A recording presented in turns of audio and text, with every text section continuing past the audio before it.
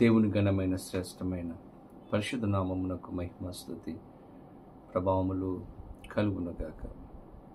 ఉదయకాల సమయంలో పరిశుద్ధాత్మ దేవుడు ఒక అద్భుతమైన వాగ్దానము ద్వారా మనతో మాట్లాడాలని ప్రభు ఆశపడుతూ ఉన్నారు.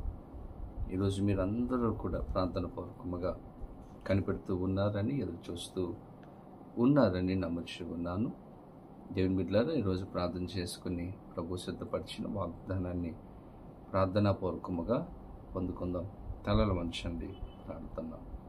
పరిశుద్ధుడని కొందనాలు స్తోత్రాలు. ఉదయకాల సమయంలో మేమందరము కూడా నీ సన్నిధికి వచ్చి ఉన్నాము.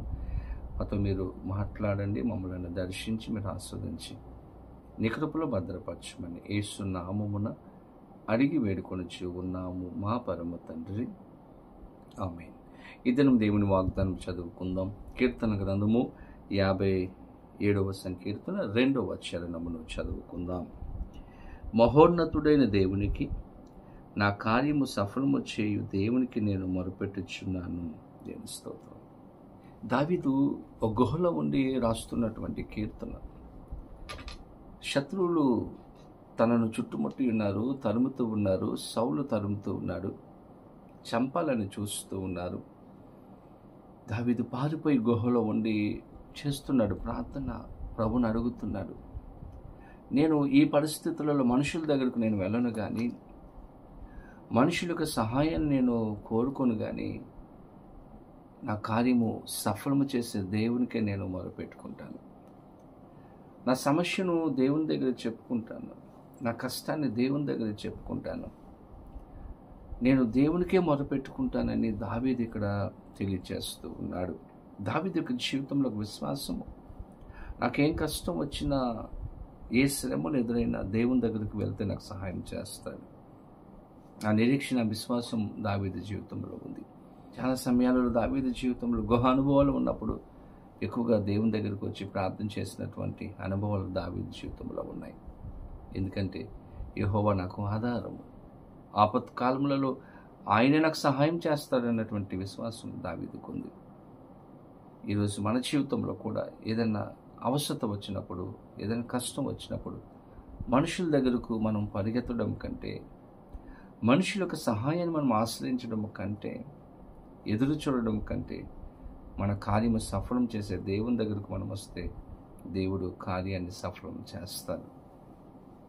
అన్న జీవితాన్ని మనం గమనిస్తే చాలా రోజులు తనకున్నటువంటి బాధను భర్త దగ్గర చెప్పుకుంది, భర్త పట్టించుకోలేదు. ఒకరోజు ఆమె అనుకుంది, ఇలా కాదు కానీ దేవుని దగ్గరకు వెళ్ళి నేను చెప్పుకుంటాను, నా కన్నీటిని చూచే దేవునికి, నా బాధను చూచే దేవునికి, నా హృదయంలో ఉన్నటువంటి వేదనను చూచే దేవునికి నేను మొరపెట్టుకుంటానని అన్న ఒకరోజు మందిరానికి వెళ్ళి ప్రార్థన చేసింది, మొరపెట్టుకుంది. దేవుని దగ్గర తన యొక్క సమస్యను చెప్పుకుంది. దేవుడు ఆమె యొక్క ప్రార్థన ఆలకించి ఏమైతే కోరుకుందో ఆ కార్యాన్ని, ఆశీర్వాదాన్ని దేవుడు ఆమెకు అనుగ్రహించాడు. మంచి కుమారుణ్ణి సమూయేలును దేవుడు అన్నకి అనుగ్రహించాడు.